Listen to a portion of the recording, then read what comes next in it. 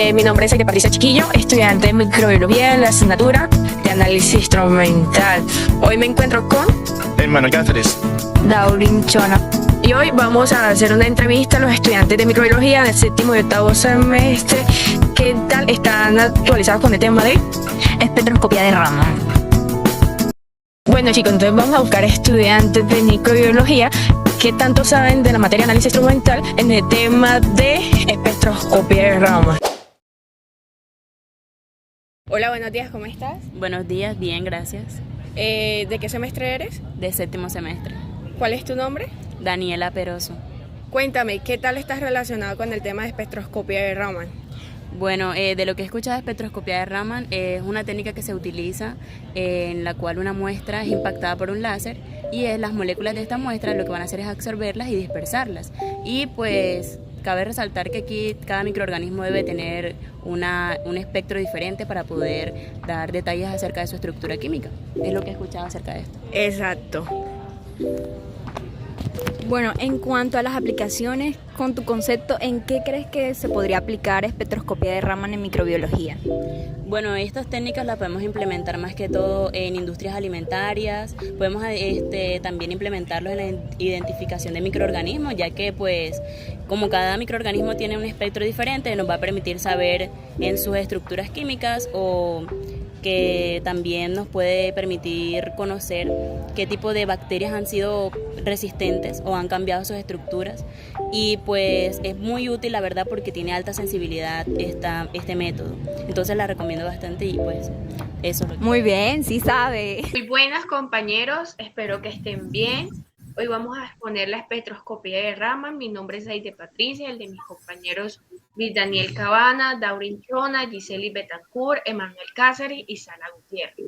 Bien, en la introducción, para nosotros, ¿qué es la espectroscopía de Raman o en qué se basa la espectroscopía de Raman? Es una técnica analítica poderosa que permite el estudio de la composición molecular de diversas sustancias, que es un fenómeno donde la luz interactúa con las moléculas de una sustancia y sufre un cambio de energía debido a las vibraciones moleculares. En relación con la imagen que en la introducción podemos ver un prisma y un espectro de colores. El prisma en la imagen ilustra cómo la luz blanca se descompone en diferentes longitudes de onda, o sea, en diferentes longitudes de onda con colores, al pasar a través de un medio dispersivo. En este caso, la espectroscopía de Raman es un proceso similar donde ocurre cuando se analiza la luz dispersa de la muestra. ¿Qué quiere decir? Que el espectrocómetro descompone la luz dispersa en diferentes frecuencias para identificar las características observacionales en las moléculas. O sea que su amplia aplicación en campos como la química, la biología, las ciencias de materiales las convierte en una herramienta invaluable para las investigaciones y el análisis. Esta técnica se basa también en el efecto de Raman, que es un fenómeno óptico descubierto en 1928 por el indio Raman. Entonces, vamos a ver, en la relevancia, la espectroscopía ha generado un lugar fundamental en el análisis de materiales debido a sus múltiples ventajas. ¿Cuáles son sus ventajas? Las primeras vemos que es las no destructivas, que son diferencia de otras técnicas. La espectroscopía de Raman permite analizar las propiedades moleculares sin alterar o destruir la muestra. En el segundo punto podemos también mirar que la versatilidad que puede aplicarse a una amplia variedad de sustancias, como gases, líquidos, sólidos y soluciones. Y también está particularmente útil para el estudio de compuestos orgánicos, materiales, cristalinos y semiconductores. También podemos visualizar también que está relacionado con los polímeros y las moléculas biológicas. En el tercer punto, vemos los análisis cualitativos y los cuantitativos. O sea, que no solo se identifican las moléculas presentes, sino que también pueden determinar su concentración y estudiar las interacciones moleculares complejas. En la cuarta y última se relaciona también en las altas sensibles espaciales. ¿Qué quiere decir esto? Que con el cual en el uso del microscopio, como el organismo confocal de Raman, es posible obtener imágenes espectroscópicas también con resoluciones, lo que permite el análisis total de las composiciones de nuestras muestras heterogéneas. Bueno, ahí encontramos los fundamentos físicos de la espectroscopía de Raman. El primero es la dispersión de la luz, que es cuando ocurre la luz que interactúa con las partículas que son mucho más pequeñas en la longitud de la onda de la luz. Como lo pueden ver en la primera imagen, trata sobre la descomposición de la luz blanca al pasar por un prisma. Se visualiza un prisma cristal que se descompone de la luz blanca en sus colores constituyentes, formando un espectro que influye en los colores rojo, naranja, amarillo, verde, azul, violeta. Este fenómeno es conocido como la dispersión de la luz. Ocurre diferentes longitudes de ondas que se reflejan en diferentes ángulos y hace que se vean dobles. La segunda es el efecto de Raman, que describe la interacción de una molécula de un fotón que incide, que provoca una dispersión inelástica. Esto significa que cuando un fotón incide sobre una molécula y la energía del fotón puede ser absorbida o emitida. Esto resulta un cambio de la frecuencia vibracional de la molécula. Ahí en la imagen, como lo pueden ver, una molécula que ahí muestra que interactúa el láser que proporciona una fuente de energía. Esto incide sobre la molécula que pasa en un estado excitado. En la molécula vibracional, la segunda, la derecha, dice que después del estado de excitación, la molécula vibracional como resultado da la interacción por el láser rojo, eso que se da la dispersión de Raman. Está representada por la flechita roja, que eso indica que la luz está dispersada inelásticamente. Aquí pues vemos el pico de la dispersión de Rayleigh, que dice que representa de la dispersión elástica, que ahí dice que no tiene un cambio de energía. En la parte izquierda, dispersión de Stokes, dice que indica la dispersión inelástica, donde la luz pierde energía al interactuar las vibraciones moleculares, que esto resulta una onda con mayor frecuencia, como lo pueden ver en la imagen. En la parte derecha, la dispersión anti-Stokes dice que la muestra inelástica, donde la luz gana energía al interactuar con las vibraciones moleculares, es excitadamente. Como lo pueden ver, hay una longitud de onda que da menos que la dispersión Stokes. En los fundamentos químicos de la espectroscopía de Raman está la polaridad de la molécula, que es que se activa el rango que debe construir un cambio de la molécula, que esto significa que durante la molécula vibra, la distribución de la carga eléctrica de la molécula debe cambiar. También está el espectro de Raman, que resulta una muestra en diferentes longitudes de las líneas de Raman, como una función de las diferencias de la longitud de la energía. En la línea de tiempo, Isaac Newton en 1666, Newton demostró que la luz blanca se compone de diferentes colores al usar un prisma de vidrio para descomponer la luz solar, utilizando las bases de la espectroscopía. En 1800, Herschel descubrió el primer espectro infrarrojo, utilizando un prisma de vidrio, detectando radiación más allá del rojo visible. En 1822, Joseph, él desarrolló la serie de Fourier, fundamental para el análisis de señales periódicas, lo cual fue crucial para futuras técnicas espectroscópicas.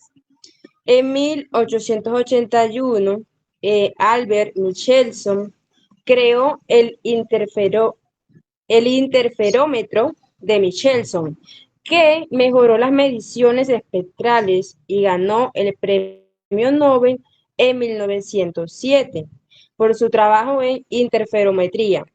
En 1927, Chandrasekhara Raman, él descubrió el efecto Raman, la cual permitió la identificación de moléculas mediante la dispersión inelástica de la luz, la cual recibió el premio Nobel en 1930. En 1945 fue donde ocurrió la Segunda Guerra Mundial. Aquí ocurrieron mejoras en los detectores del infrarrojo, impulsando avances significativos en la espectroscopía infrarroja. En 1954, Jaskinov, él introdujo el concepto de rendimiento óptico, la cual hubo mejora de la eficiencia de los espectrómetros. En 1958, Feldhead desarrolló la correlación múltiple o la ventaja de Feldhead, mejorando la relación señal-ruido en la espectroscopía. En 1962, monocromadores múltiples. Aquí hubo un avance en la tecnología de monocromadores, mejorando la selectividad y resolución de espectros. En 1963, Porto, él fue el creador del láser, una herramienta fundamental en la espectroscopía Raman y otras técnicas. En 1963, crearon el primer equipo de espectrometría de infrarrojo comercial. Aquí hubo una combinación de las espectroscopías las espectroscopías transformadas de Fourier con la técnica Raman infrarrojo en equipos comerciales. En 1965, Coley y Tukey, ellos crearon, hicieron la creación del algoritmo de la transformada rápida de Fourier, y en la cual hubo una aceleración de los análisis de datos espectroscópicos.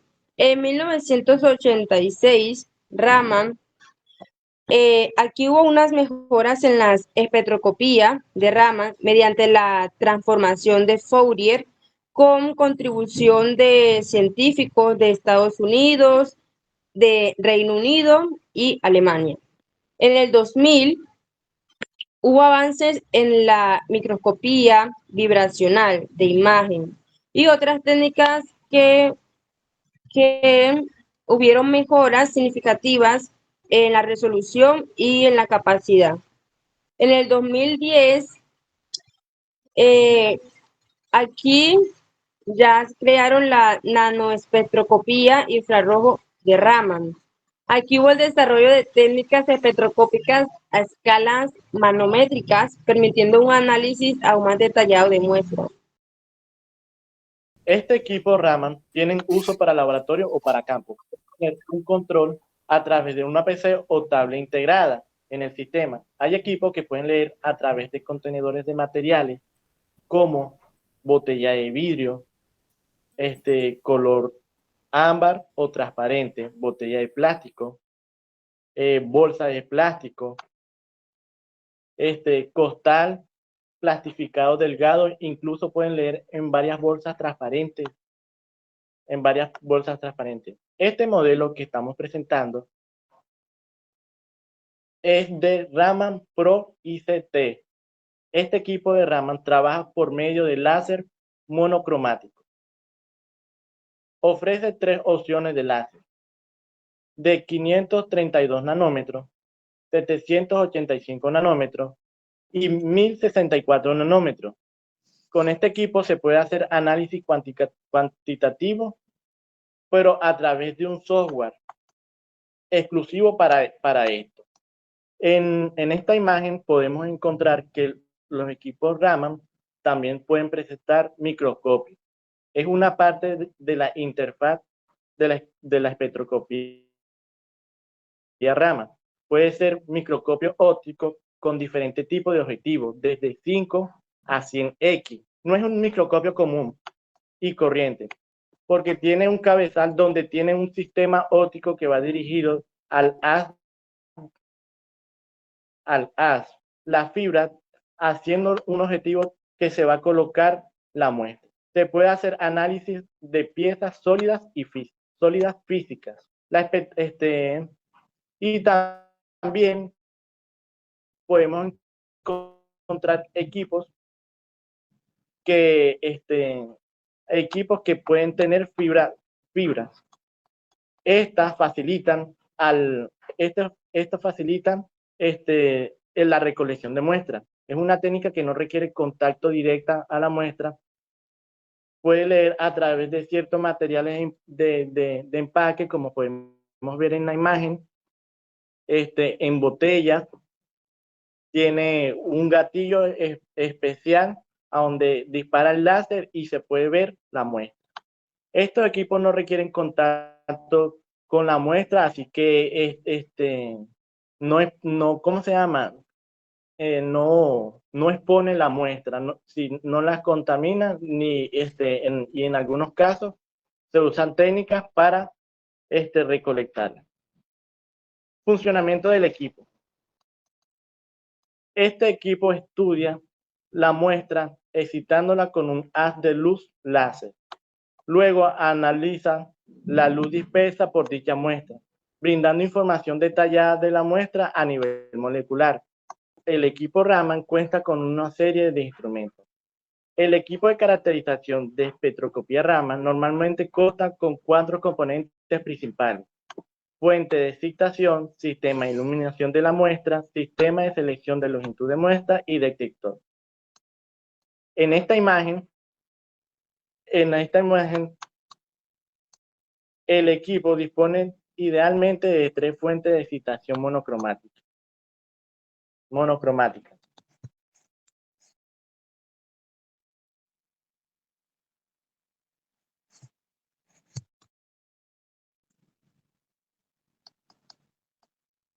Intercambiable de distintas longitudes de onda, de manera que sea posible de obtener distintos espectros dependiendo de la longitud de onda. Incide con el fin de quedarnos con aquel espectro que tenga la intensidad mayor.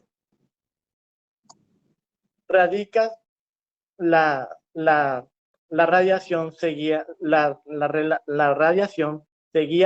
mediante la fibra óptica de excitación y se focaliza en la zona de la muestra que se desea analizar.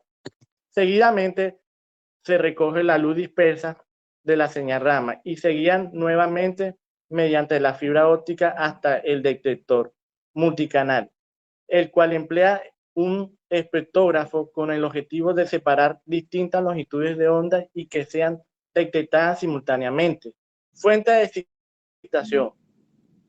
Como hemos comentado anteriormente, el equipo Raman utiliza un láser de fuente de excitación debido a su alta intensidad para producir la dispersión Raman. Recordemos que la intensidad de la dispersión Raman es muy débil y por lo que necesitamos las intensidades mayores que el ruido del equipo. Y a su alto grado de coherencia de fase, lo que hace que extremadamente sea monocromático. Lo que significa que la luz de un color específico y uniforme. Esta propiedad es importante porque al ser monocromática, la luz láser proporciona una excitación más precisa y consistente para la dispersión Raman. Esto ayuda a mejorar la señal que se obtiene, ya que la coherencia y la intensidad láser supera al ruido del equipo, lo que permite detectar la señal débil producida. En esta tabla se enumeran 5 de los rayos láser más utilizados en la espectroscopía Raman, como la dispersión de Raman, varía con las 4 potencias de la frecuencia. La fuente de ion argón y criptón emiten una región azul y verde del espectro. Tiene una ventaja sobre la otra fuente sobre la otra fuente. Por ejemplo, la línea de ion argón de 488 nanómetros proporcionan las líneas Raman, que son casi 3 veces más intensas que lo que produce el helio y el neón. Sistema de iluminación de la muestra. La manipulación de la muestra en la espectroscopía Raman es muy sencilla que la espectroscopía de infrarrojo, porque puede usar vidrios para las ventanas, lentes y otros componentes ópticos, en lugar de haluros cristalinos que resultan más frágiles y menos estables en la atmósfera. Además, la fuente de láser se puede enfocar con la facilidad sobre una zona pequeña de la muestra, y la radiación emitida también puede enfocarse de manera eficaz sobre la rendija de entrada o salida del espectrómetro. El resultado de este puede examinar muestras muy pequeñas, de hecho, por muestras como muestras líquidas, muestras líquidas. Que estas muestras líquidas se pueden tomar a través de vasos capilares, y en algunos casos, como las muestras que son muy viscosas, se le conecta, se le adapta un contenedor, y así se puede observar las muestras que son muy viscosas y no fluyen por el vaso capilar. Las muestras sólidas se colocan en un soporte adecuado, como un portaobjetos o una superficie plana, asegurando que esté limpia y libre de contaminaciones. Cuando el producto es como cuando el analito es muy grande, se corta un pedazo o se pulveriza, y así se puede. Sistema de longitud de onda. Existen diversos mecanismos para seleccionar la longitud de onda de trabajo. La opción más común es situar el espectrómetro compuesto de varios espejos y un prisma, de tal manera que se selecciona una única longitud de onda de excitación. Y junto con esto está el detector. El detector lo que hace es captar la señal y pasarla al espectro. Espectroscopía Raman convencional. Bueno, en esta están los principios básicos. La espectroscopía Raman convencional se basa en la dispersión inelástica de la luz monocromática, generalmente de un láser, al interactuar con las moléculas de una muestra. Bueno, en esta interacción provoca un cambio en la energía de los fotones, proporcionando información sobre los modos vibratorios y rotatorios de las moléculas.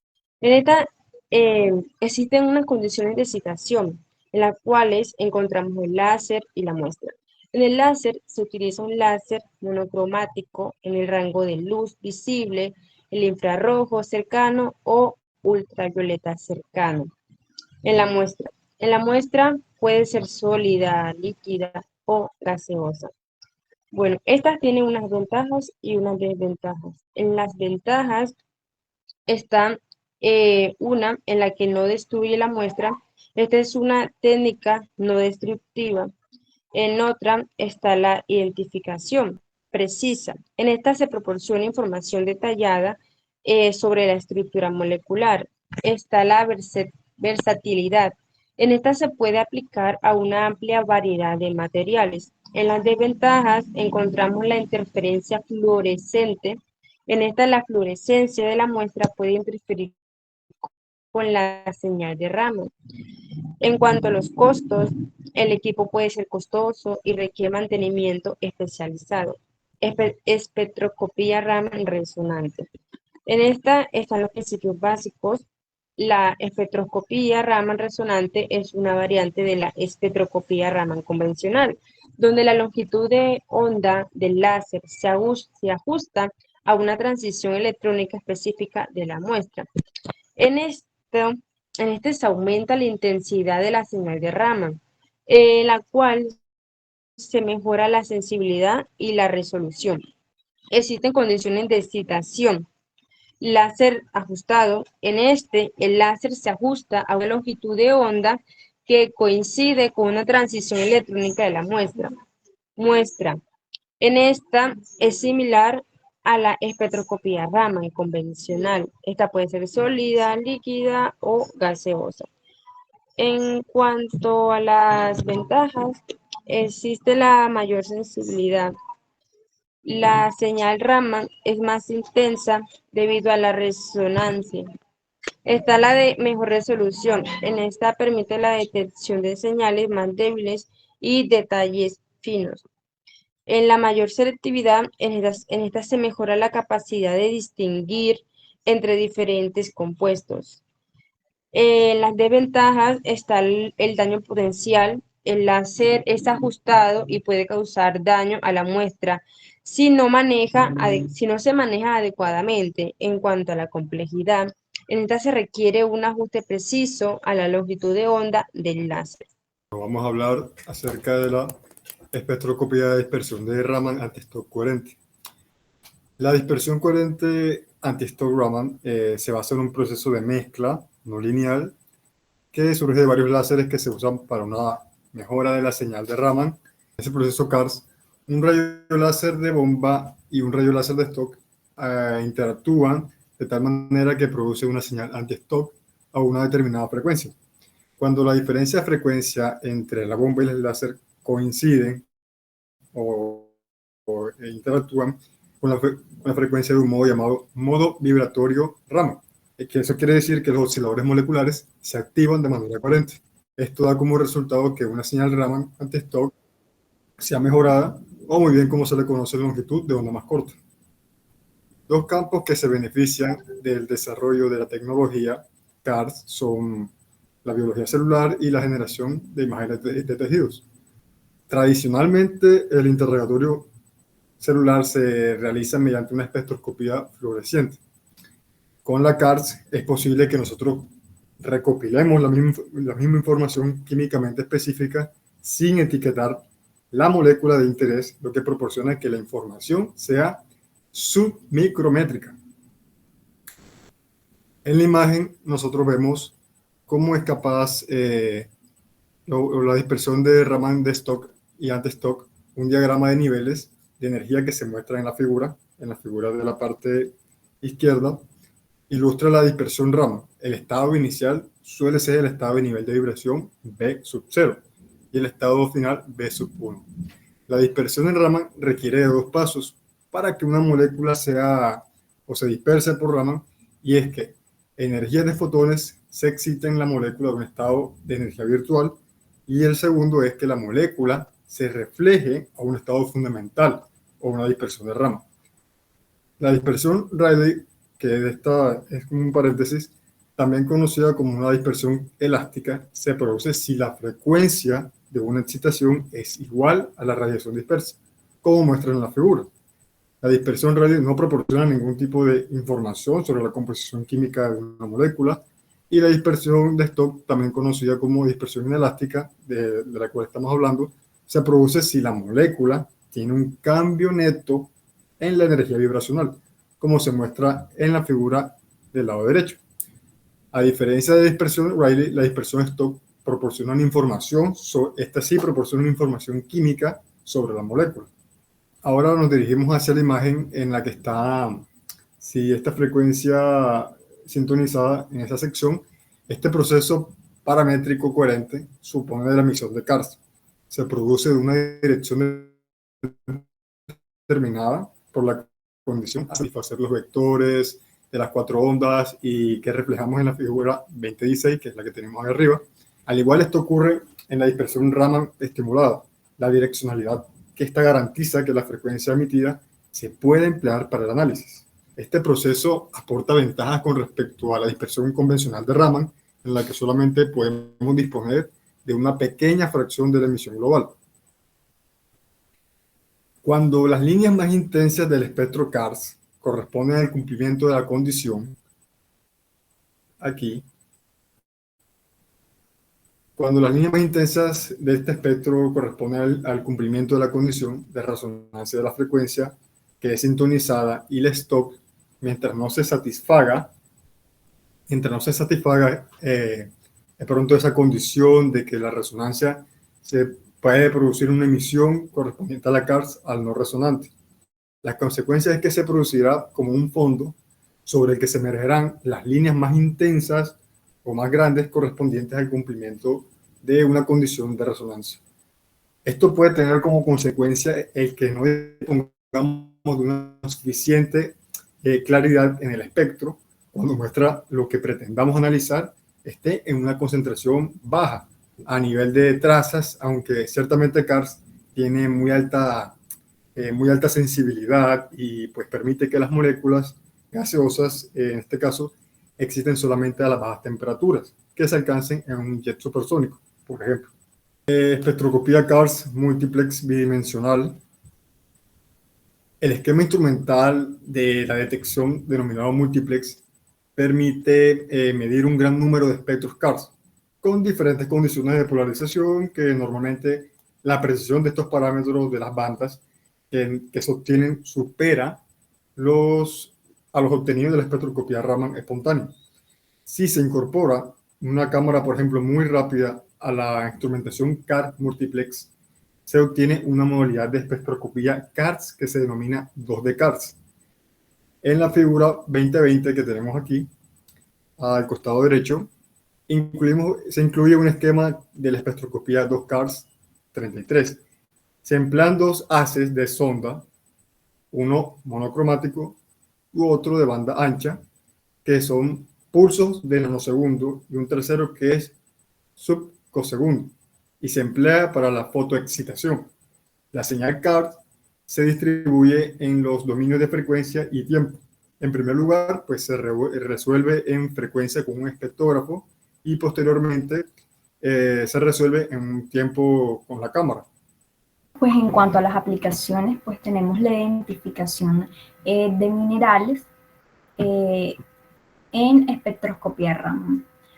Bueno, la identificación de minerales pues se utiliza mucho en geología y minería y es importante porque aquí han utilizado la técnica de Raman para pues analizar y clasificar esos minerales que se encuentran en rocas y suelos, lo que pues es crucial para estudios geológicos, que permiten pues la evaluación de estos recursos naturales y pues así permite identificar pues esos compuestos como los silicatos, carbonatos y óxidos pues de manera precisa y no destructiva, ayudando pues a la clasificación de estos minerales que pues algunos son utilizados en procesos industriales. Entonces, la imagen que vemos ahí pues es un estudio que se realizó en una cueva del Soplao en España, utilizaron pues la técnica de espectroscopía de Raman y se estudiaron pues varios minerales que se encontraban en esta cueva. ¿Qué se hizo durante la espectroscopía de Raman? Pues se utilizó la dispersión de la luz pues para identificar y caracterizar esos minerales a través de sus vibraciones. Entonces, los minerales que encontraron fue hidromagnesita, que pues se identificó en un pico fuerte en 1116 centímetros inversos, aragonito, que tiene picos en 180, 213 y 706 centímetros inversos. También pues se identificó el mineral calcita, que se encuentra en pico de 150, 282 y 702. También se identificó pues el mineral dolomita, que se logró pues identificar en picos de 173 y 298 pues, centímetros. En cuanto pues a la aplicación para nanopartículas, se utiliza bastante en la identificación de pues, nanotubos de carbono. Esta identificación pues tiene una gran aplicabilidad debido pues a sus propiedades únicas. Entonces, pues algunos principales usos de los nanotubos de carbono son que pueden actuar como conductores o semiconductores, lo que pues lo hace útil en pues transiciones o sensores de pantalla. En cuanto pues a la energía, se utilizan en baterías de iones de litio, y en nanomedicina, pues los nanotubos de carbono se emplean pues en la entrega de medicamentos, biosensores y terapia fotoenergética. En cuanto pues a los productos farmacéuticos, la espectroscopía de Raman tiene aplicabilidad en cuanto pues al control de calidad. Se utiliza pues para verificar la pureza de los ingredientes activos del medicamento y pues detectar posibles contaminantes o impurezas. En la siguiente imagen se trata pues de un estudio donde se empleó la espectroscopía de Raman mejorada por superficie para identificar y pues caracterizar bacterias resistentes a antibióticos en distintas muestras como alimentos y agua. Pues el enfoque principal de este estudio pues se basa pues, en la detección rápida de las bacterias utilizando pues, nanopartículas. Y pues la metodología que utilizaron fue la siguiente. Utilizaron dos técnicas, una técnica de método de 2 pasos y una técnica de método de 1 paso. En la técnica de detección de 2 pasos, pues aquí utilizaron nanopartículas magnéticas y nanopartículas de oro para detectar esas bacterias resistentes a antibióticos. Entonces, pues el primer paso que hicieron fue pues añadir las partículas las nanopartículas magnéticas que iban como impregnadas con anticuerpos en su superficie.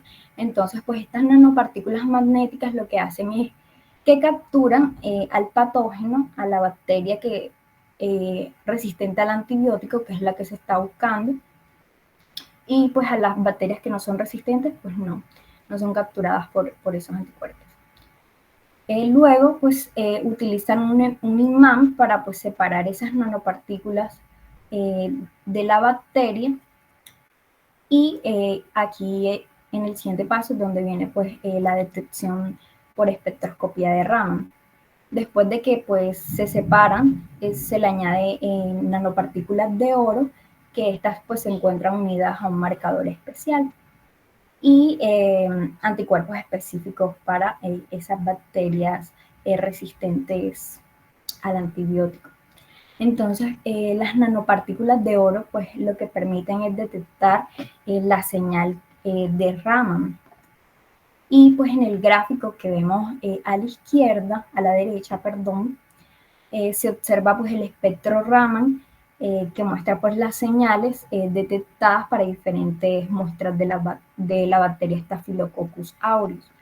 Entonces pues cada curva tiene diferentes picos que pues corresponden a los componentes moleculares de la bacteria. Para el método de 1 paso, pues aquí se utilizan también nanopartículas, pero de plata en lugar de oro, para detectar pues, bacterias como E. coli. Entonces el primer paso es pues capturar y detección inmediata. Entonces el proceso se hace simultáneamente. El paso anterior era por separado y aquí pues es todo simultáneo. Entonces, bueno, aquí lo que pasa es que las nanopartículas de plata están cubiertas con anticuerpos específicos para la bacteria E. coli. Entonces, cuando E. coli está presente, pues estos anticuerpos, por decirlo así, pues se enganchan directamente a ella. Entonces, esta bacteria pues se une a la superficie de la nanopartícula, y lo que permite es que pues, se genere pues, la señal de Raman. Y en el gráfico lo que observamos es el espectro Raman también de coli, con un pico característico alrededor de 2.941 centímetros inversos, centímetro recíproco, que digo. Entonces, bueno, pues la espectroscopía de superficie pues es importante para la aplicación en microbiología, ya que pues ayuda a caracterizar esas bacterias que son resistentes al antibiótico. Entonces, pues esta técnica lo que ayuda pues es a detectar e identificar pues esos cambios que realizan las bacterias en sus moléculas de su pared celular.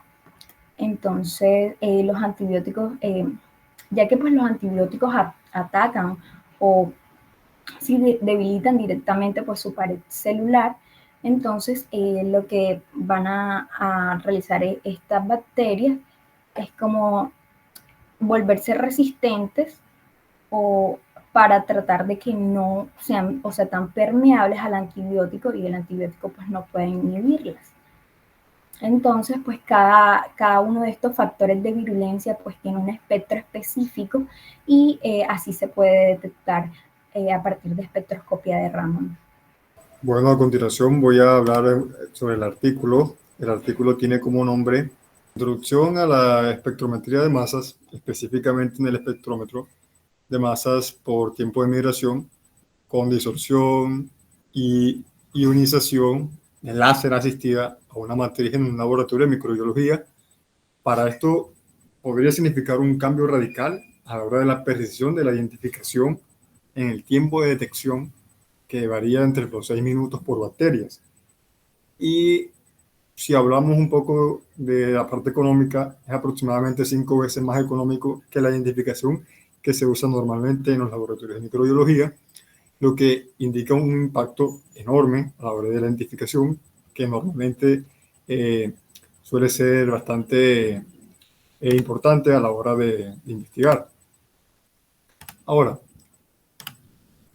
para la metodología de este artículo, de manera general, la identificación microbiana consta de 4 pasos: en la recuperación de una colonia aislada, la realización de un espectro de masas, cómo se comparan con la base de datos y una entrega de resultados. La identificación se realiza a partir de una colonia que esté aislada de un microorganismo en estudio, lo que aplica sobre una placa de metal pulido que sea reutilizable. Esta placa pues permite la aplicación de 96 a 387 muestras para ser analizadas en una misma correa. Sobre dicha colonia se aplica una matriz de solución, que generalmente esa solución está saturada de ácido ciánico y ácido trifluoroacético, lo que le da el poder de cristalizar al dejarse secar a una temperatura que sea ambiente. Bueno, esta matriz cumple 2 roles fundamentales.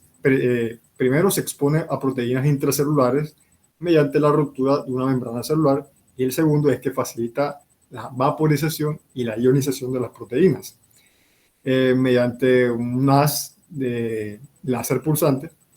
Bueno, estos estudios inicialmente destinados a caracterizar las proteínas que se evalúan en muestras que están principalmente, no exclusivamente ribosomales, también se encuentran CSP y factores de modulación ribosomal.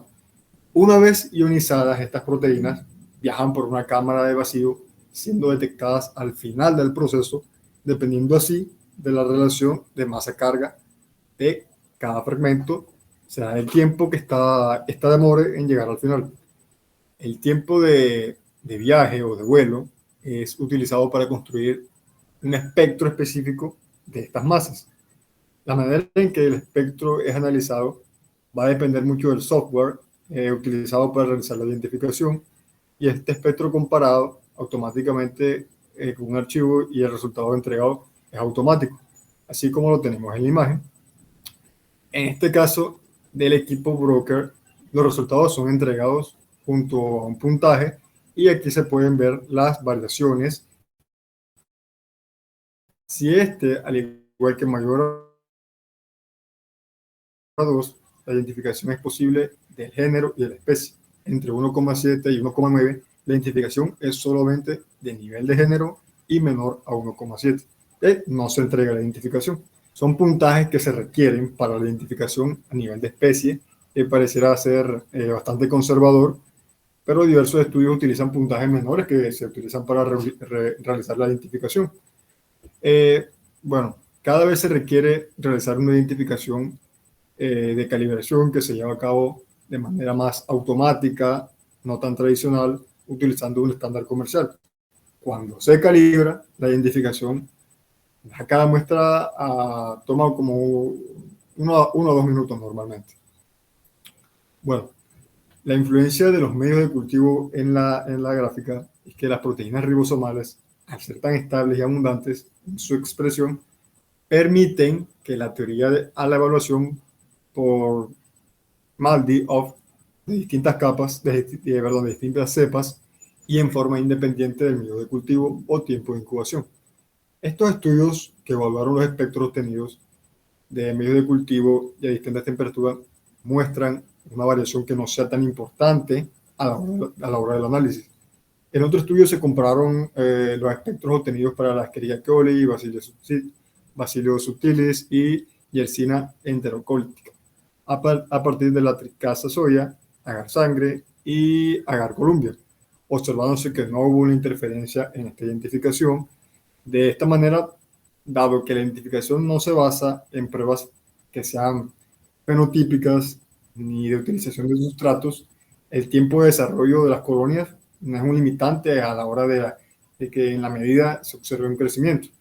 En el caso del broker, la metodología utilizada para la identificación directa de cultivos sólidos, incluyendo ¿qué? Levaduras, microbacterias, micobacterias, está estandarizada por el mismo fabricante. En el caso de la identificación directa a partir de hemocultivos positivos que son existentes disponibles de un kit comercial para la extracción MALDI.